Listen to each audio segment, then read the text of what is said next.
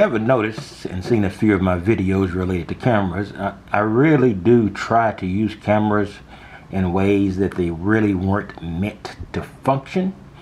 But, you know, it's pretty cool to try, and I've had some pretty good results. In fact, I've used the Canon Vixia Mini X you see here. I've used it to do just basically desktop reviews. It does have weaknesses. It's probably the most difficult camera that I've got to just sort of go with. It's a great vlogging camera. The large, the fisheye effect is great because you get to see the visage or face of the person who's speaking and a great deal of their surrounding area. So it makes it real good for street vlogging or even office or house vlogging if your office or house are clean enough, because you're not going to hide anything with that big fisheye effect. But I thought we'd take a look at it and take a look at how it works. So I'm just going to flip it on here. And I've got it set for auto normal recording. And basically it is controlled from the screen, and it's a touch screen. You know, right now I've got it set on a standard look, but with one button push here. You can suddenly get a fisheye effect look. So that is basically the look you get when you use it full out, and then I should be able to tap it back, and that's a standard look, a much smaller look.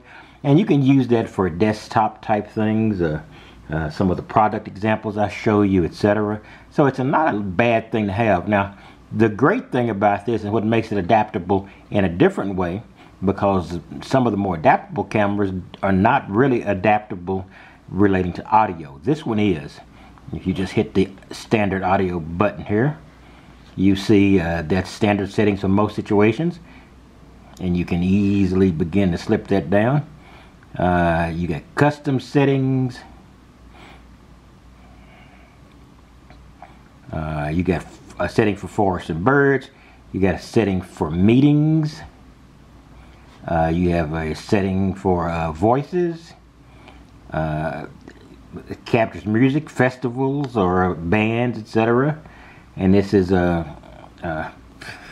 great for recording music indoors, which means, you know, there's less crosstalk or less cross issues from surrounding sound, which makes it very, very good.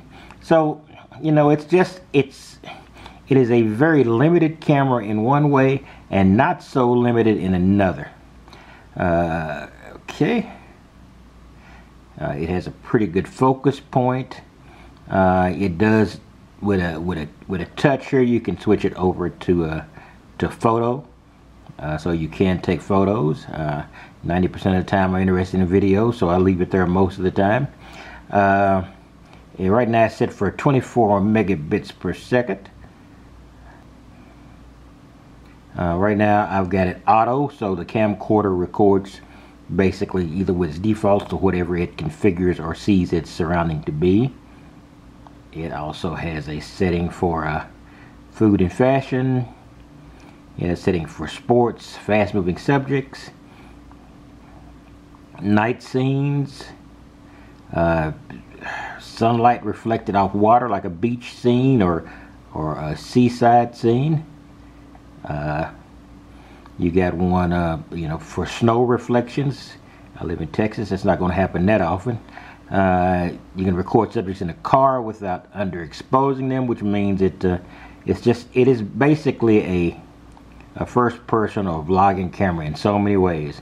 And you can get the camcorder control shutter speed and aperture automatically, and you can select the brightness, white balance, etc. You can see those signals. You can see those right around here. You can reset white balance.